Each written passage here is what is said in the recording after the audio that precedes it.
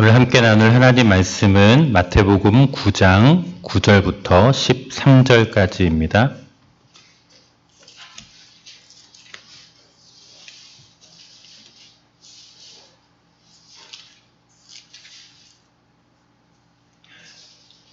마태복음 9장 9절부터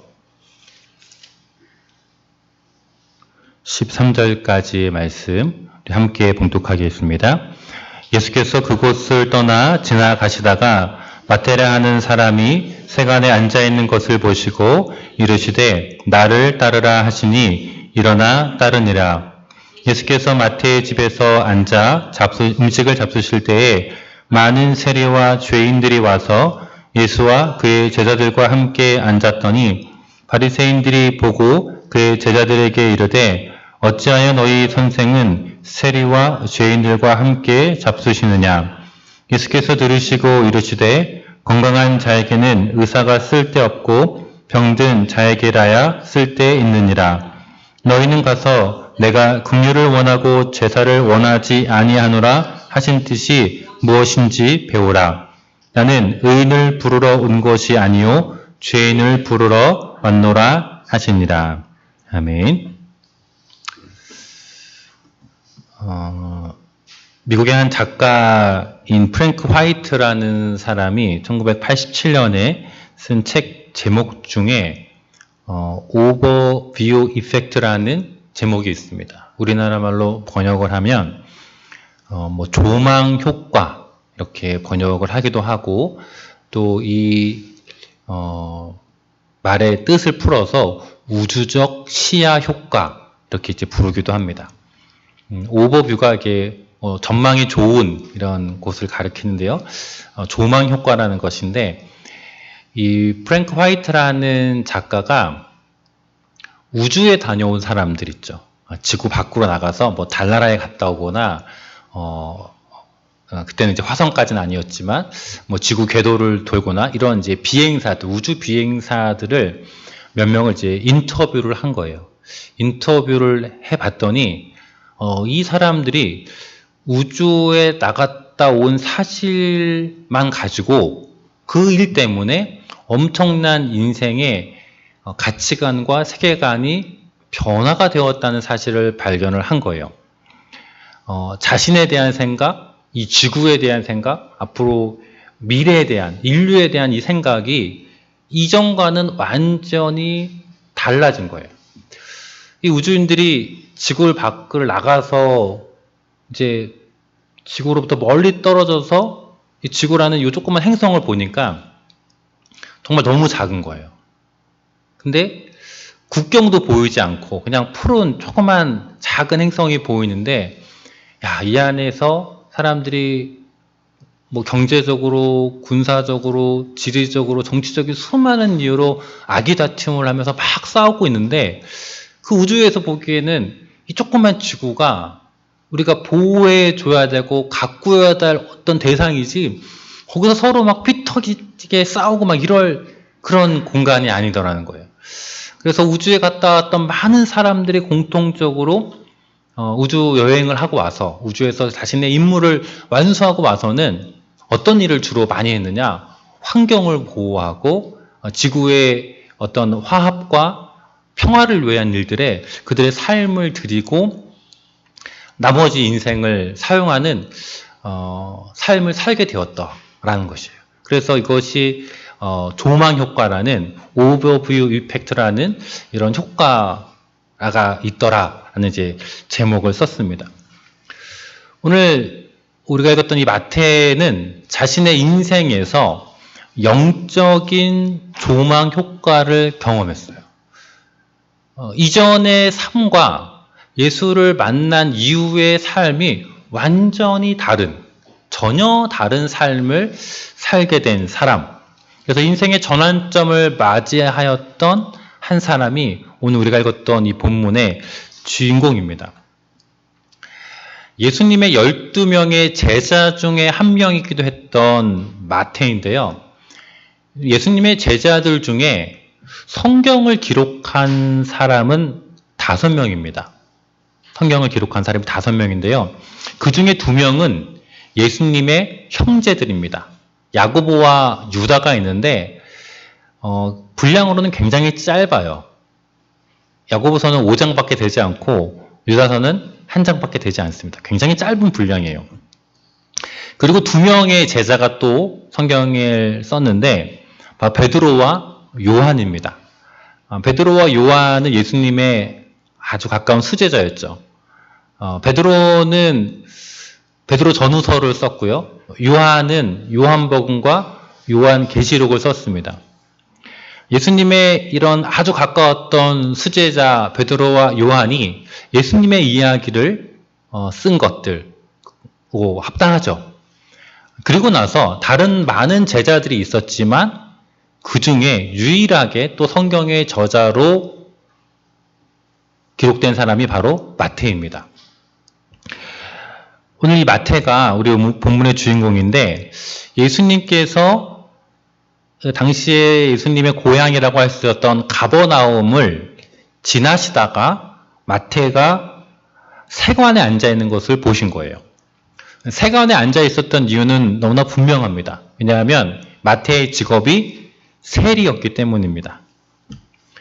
이 마태 복음에 나오는 이 마태 회심 장면에 아주 독특한 특징이 한 가지가 있어요. 뭐냐면 예수님께서 마태를 부르시는 장면은 마가복음에도 나오고요. 누가복음에도 나옵니다. 그런데 마가복음과 누가복음에는 마태라는 이름이 등장하지 않습니다. 마태복음에만 마태가 등장하고요. 마가복음과 누가복음, 마가복음 2장과 누가복음 5장을 보시면 마태 이름이 안 나오고 뭐라고 나오냐면 알페오의 아들 레위라고 나옵니다. 알페오의 아들 레위. 이 레위라는 이름은 당시에 예수님 당시에 많은 유대인들이 이름을 두 가지씩 가진 사람이 흔했어요. 히브리어로 된 이름을 가지고요. 또 그리스어로 된 이름을 가졌어요. 근데 레위라는 이름은 히브리어 이름이고요. 마태라는 이름은 그리스식의 이름이에요. 그러면 유대인이었던 마태가 그리고 마태복음의 주요 독자들은 1차 독자들은 유대인이었던 것을 감안한다면 당연히 마태라는 이름보다는 차라리 레위라는 자신의 히브리어 이름으로 쓰는 것이 더 그럴싸한데 세 가지 복음서에서 유독 자기가 쓴 마태복음에서 마태는 자신의 이름을 유대식 이름인 레이라고 칭하지 않고 그리스식 이름인 마태라고 부르고 있습니다. 여기에 대한 여러 가지 이론이 있지만 이 레위라는 히브리어의 이름의 뜻은 무엇이냐면요. 붙이다, 연합하다라는 이름의 뜻이 있어요. 붙이다, 연합하다. 붙이다, 연합하다가 누구랑 연합한다는 걸까요? 유대인의 사고방식에 의하면 하나님과 연합하는 것이 아마 이 레이라는 이름의 뜻일 거예요. 그러나 레이였던 마태의 현실은 그렇지 않았습니다. 마태는 누구랑 연합하고 있냐면요. 이 세상과 연합하고 있었습니다. 그는 당시에 유대인들을 지배하고 있었던 로마와 연합하고 있었습니다. 아마 이 레위라는 이름이 가진 연합하다, 함께 붙어있다라는 그 이름을 마태 스스로 느끼기에 자기가 지금 하나님과 붙어있는 것이 아니라 진리와 붙어있는 것이 아니라 오히려 세상과 로마의 세력과 붙어있는 모습을 은연중에 드러내는 자신의 뼈아픔을 나타내는 이름이었을지도 모릅니다. 그래서 그는 차라리 마태라는 이름으로 자기를 소개합니다. 마태라는 이름의 뜻은요. 하나님의 선물이라는 뜻입니다. 마태는 자기 스스로를 이제 어딘가에 붙어있는 존재가 아니라 차라리 하나님의 선물이라는 이름을 가진 그 그리스어식의 이름으로 자기를 소개하고 있어요. 그가 세관에 앉아 있습니다. 그는 세리였습니다. 당시에 이스라엘은 로마의 식민 지배를 받고 있었는데요. 로마는 수많은 나라들을 정복하면서 나름대로의 식민지에 대한 정책이 있었습니다. 크게 두 가지 정책이 있었는데 하나는 무엇이냐면 그들의 자치권을 인정해 주는 거예요. 그 나라가 로마에 대해서 반역을 하지 않는다면 그 나라의 왕도 인정을 하고요. 많은 시스템, 정치, 사회 제도를 그대로 다 인정해주고 종교도 다 인정합니다. 대신에 두 가지만 하지 않으면 돼요. 첫 번째는 뭐냐면 세금을 잘 내야 돼요. 세금에 대해서는 아주 엄격해요. 식민지이기 때문에 너희가 식민지라는 것을 기억하고 그래야지 로마는 어떻게 살 수 있는 거죠? 본국인 로마는 그냥 놀면서 쉬면서 그냥 사는 거예요. 왜? 식민지에서 드리는 세금으로. 근데 만약에 식민지에서 세금을 안 낸다. 그럼 로마인들이 일을 해야 되고 귀찮아지는 거죠. 그러니 모든 식민지로 하여금 세금에서만큼은 아주 철두철미했습니다. 근데 세금을 안 낼 수도 있잖아요. 그것을 강제할 수 있는 방법이 뭘까요? 바로 군사력입니다. 그래서 이 두 가지를 가지고 통제를 했던 거예요. 강력한 세금을 징수할 수 있는 군사력을 함께 그 식민지에 파견하는 것. 그래서 꼼짝 못하게 하고 세금도 걷어들이고 그 두 가지만 무리 없이 지킬 수 있도록 한 것이 로마의 식민지에 대한 통치 방식이었습니다. 그래서 이 세리가 된다는 것은 딱 로마의 앞잡이가 되는 거죠. 우리나라로 치자면 일제시대에 일제 이제 부역자한 친일파들이 되는 것이죠. 당시 이 세리들은 그래서 어떻게 됐냐면요. 나름대로 이렇게 경쟁을 통과해야 되는데 두 가지 방식으로 세리가 됐습니다. 첫 번째는 로마 당국이 지명을 하는 거예요. 당신 세리해라 라고 하는 것이죠. 그래서 이제 발탁이 되는 경우가 있었고요. 또 한 가지 방법은 이 세리라는 그 직업을 경매를 통해서 사는 거예요. 그러니까 로마 제국에서 이 가버나움이라는 예를 들면 시에 1년에 뭐 1억 원의 세금을 여기서 징수해서 가져와라 라고 하면 이제 세리가 되고 싶은 사람들이 경매에 참여하는 거죠. 나는 1억 5천만 원을 징수하겠다. 그러면 어떤 사람은 나는 2억 원을 징수하겠다 라고 하는 거죠. 그러면 더 많이 부른 사람이 세리가 되는 거예요. 그러면 그렇게 해서 세리가 된 사람은 이제 어떻게 해야 될까요? 유대인들로부터 자기가 징수하기로 한 그 세금을 걷어들이는 거예요. 그리고 거기에다 뭐가 또 있어야 돼요? 자기의 이익이 있어야겠죠. 그러면 그 이익은 얼마만큼 하면 될까요? 제한이 없어요. 그러니 완전히 유대인의 삶을 피폐하게 만드는 직업이 세리였습니다. 그러니까 이스라엘 사회에서 세리라는 것은 그냥 좀 나쁜 사람 정도, 오늘날 무슨 세관처럼 무슨 세금 관련된 공무원이 뭐 좀 나쁜 비리를 저질렀다 그 정도가 아닌 것이죠. 그래서 실제로 이 세리들은요 당시에 법정에 섰을 때 증인의 효력이 없었습니다. 그러니까 세리가 증언하면 법적인 효력이 없는 거예요. 당연히 유대 사회의 회당에서 출교 조치가 됐습니다. 일반 유대인들이 세리를 대하여서 거짓말을 해도 괜찮았습니다. 그러니까 세리가 와서 세금을 막 뜯어가려고 하는데 나 돈 없다. 돈이 있음에도 불구하고 없다. 그리고 뭐 재산이 얼마가 있는데 그것을 다르게 신고를 해도 문제가 안 되는 거예요. 세리에 대해서는 거짓말을 해도 된다라는 규정이 있었습니다. 세리와 함께 식사하는 것은 금지되어 있었습니다. 그리고 정통적인 유대인들은 세리와 자신의 딸을 결혼시키지도 않았습니다. 그러니까 세리라는 사람이 얼마나 사회적으로 종교적으로 고립되어 있는가를 잘 보여줍니다. 오늘 예수님께서 그러한 세리인 마태를 보신 거예요. 그래서 뭐라 그래요? 나를 따르라. 그런데 놀라운 것은 9절에 보니까 마태가 어떻게 해요? 일어나 따라요. 뭐 어떤 고민의 흔적도 없이 예수님은 단 한마디 나를 따르라 라고 이야기했고, 마태도 어떤 고민의 흔적도 없이 그냥 그 말 한마디에 일어나 따릅니다. 마태는 아마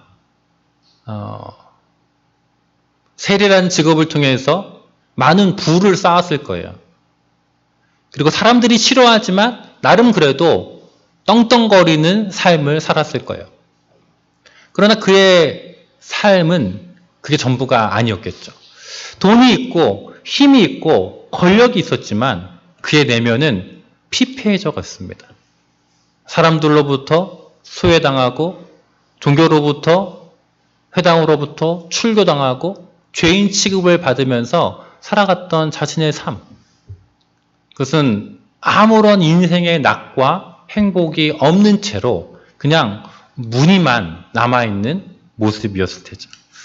아마 그와 같은 자신의 삶에 대한, 자신의 직업에 대한 수많은 회의와 번뇌들이 그의 마음을 사로잡았을 것입니다. 그리고 만약에 어떤 기회만 된다면, 어떤 여건만 된다면 나도 이제 이거 그만두고 다른 삶을 살아야지 라는 그의 마음에 많은 충동들이 아마 있었을 것입니다. 여러분, 갑자기 자기가 하던 일을, 직업을 다 내려놓고 전혀 다른 일을 한다는 거, 그게 쉬운 일이겠습니까? 여러분 가운데 갑자기 어느 날 그냥 기도하고 있는데 혹은 뭐 성경을 읽다가 막 귀에 쟁쟁한 하나님의 음성이 들리는 거예요. 지금 다니는 일을 다 내려놓고 내가 보내는 곳으로 가서 선교해라. 하던 일을 다 그만두래요. 이제 막 시작했는데, 이제 좀 뭔가 안정이 되고, 이제 뭔가 내가 여기에서 이제 어떻게 되는지 좀 알겠고, 뭔가 좀 길이 보이기 시작하고, 그런데 갑자기 그냥 다 내려두고 내가 가라는 곳으로 가라 라고 하면 그냥 그 모든 일들을 다 알겠습니다 하고 포기하고 갈 수 있는 분이 얼마나 계시겠습니까? 결코 쉬운 만만한 일이 아닙니다. 더군다나 그가 누리고 있었던 이 세례로 인한 많은 혜택들이 있었을 텐데 그 모든 것들을 다 포기하면서 단순히 예수님을 따른다는 거 결코 쉽지 않았을 것입니다. 마태는 아무런 갈등의 흔적도 없이 그 자리에서 일어나서 예수님을 따릅니다. 아마 예수님께서 자신을 초대하였던 이 나를 따르라는 그 부르심이 마태에게는 영적인 조망 효과와 같았을 거예요. 이전에 한 번도 내가 겪어보지 못하고 내가 누려보지 못했던 누군가로부터의 인정과 관심과 배려와 이 사랑이 그에게 이전과는 다른 삶을 살 수밖에 없는 영향을 그에게 미쳤던 것이죠.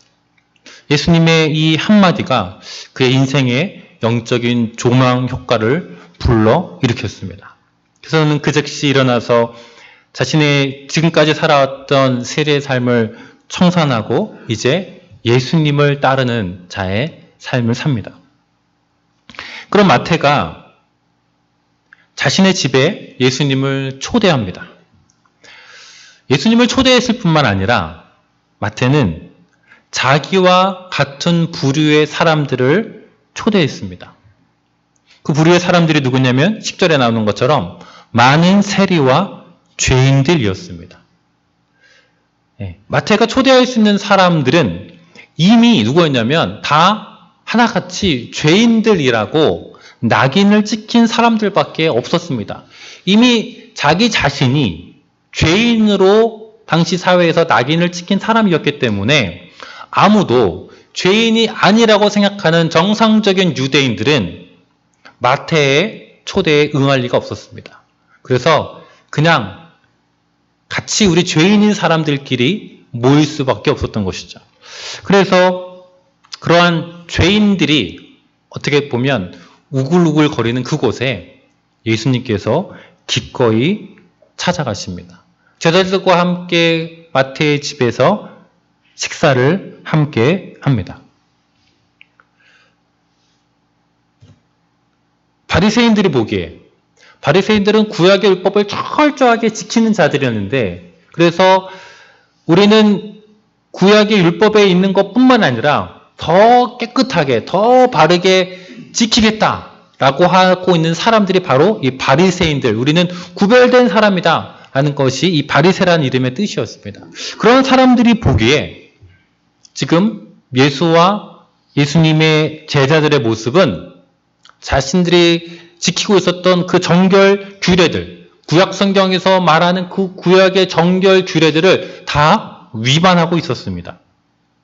그래서 예수님한테는 감히 따지지 못하고 그의 제자들을 불러냅니다. 그래서 제자들에게 이렇게 얘기합니다. 너희 선생은 왜 세리와 죄인들과 함께 먹느냐? 왜 잡수시느냐? 한마디로 왜 우리가 지키고 있는 규례들을, 정결 규례들을 왜 어기느냐? 라고 이야기합니다.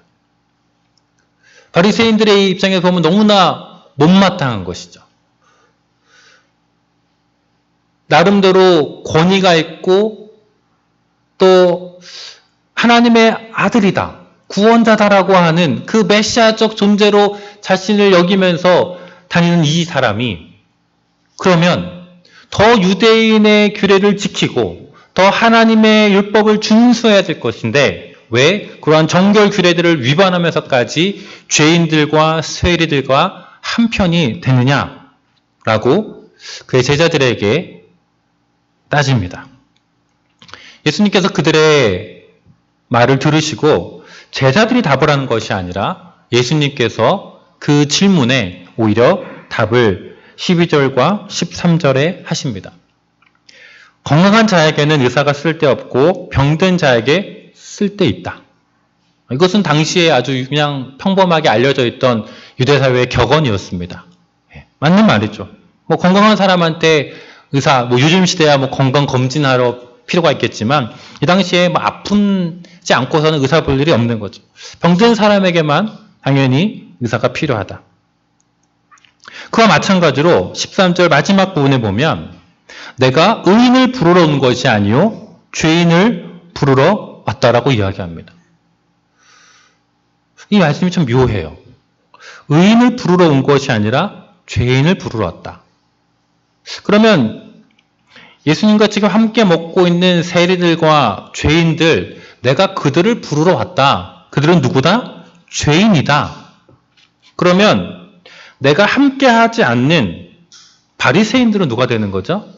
13절에 의하면 그들은 의인이 되는 것이죠. 바리새인들, 그래 너네 의인들 맞아 라고 얘기하는 거예요. 그러니 너희들에게는 내가 필요 없겠지. 그러나 예수님께서 뭐라고 말씀하셨냐면 마태복음 5장에 바리새인의 의로는 천국에 들어갈 수 없다라고 말씀하셨습니다. 바리새인들이 생각하는 의는 자신의 힘과 자신의 노력과 자신의 열심을 가지고 율법을 준수하는 것이죠.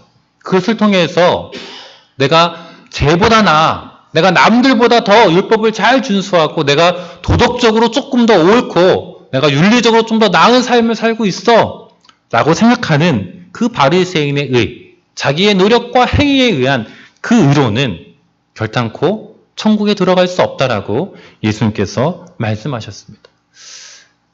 오늘날에도 마찬가지입니다.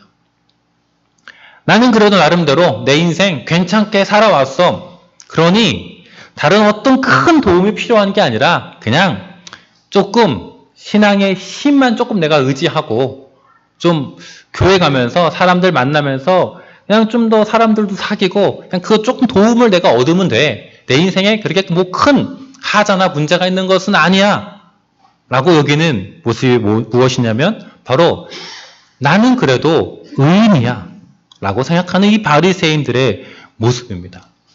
어쩌면 죄인들은 나의 어떠함으로는 아무것도 할 수 없다는 것. 나의 힘과 나의 능력과 나의 재능으로는, 나의 도덕성으로는 어떤 것도 스스로 할 수 없다. 나에게는 오직 하나님의 은혜가 필요하고 하나님의 절대적인 도우심이 필요합니다. 나는 죄인입니다. 라는 것을 고백하는 그 사람들에게 예수님께서 찾아오신다는 것입니다.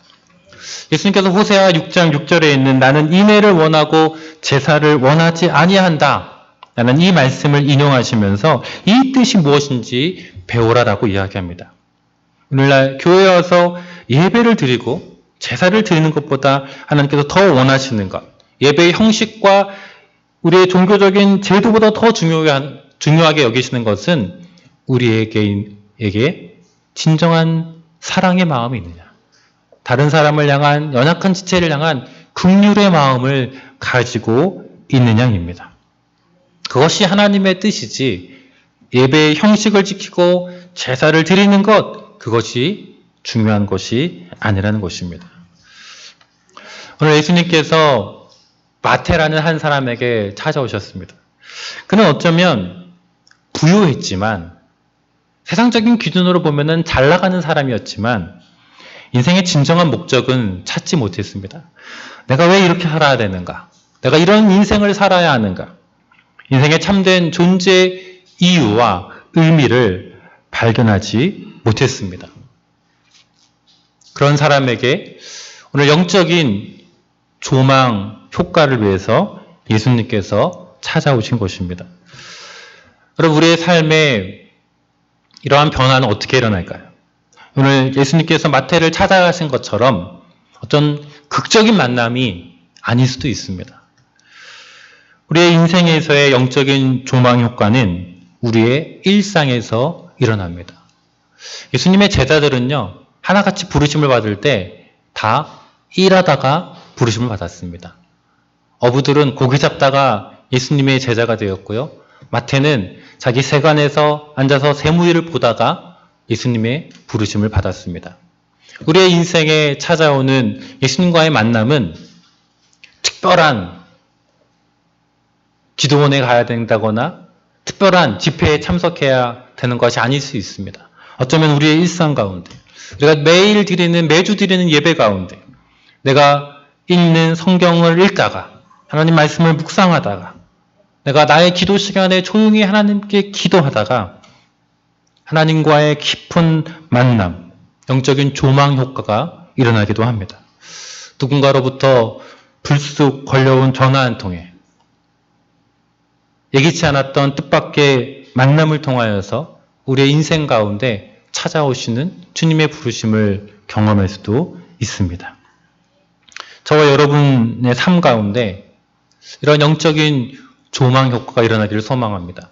그래서 내가 이전에 신앙생활을 했던 것, 내가 교회 생활을 했던 것이 내 힘과 내 열심과 내 노력과 내 의지로 했던 것이라면 이제는 하나님이 나의 삶을 이렇게 인도하시는구나, 하나님께서 이렇게 나를 이끌어 가시는구나 라는 하나님의 인도하심과 하나님의 은혜의 이끄심을 경험하는 그러한 영적인 조망 효과를 경험하는 믿음의 삶이 되기를 주님의 이름으로 소망합니다. 기도하겠습니다.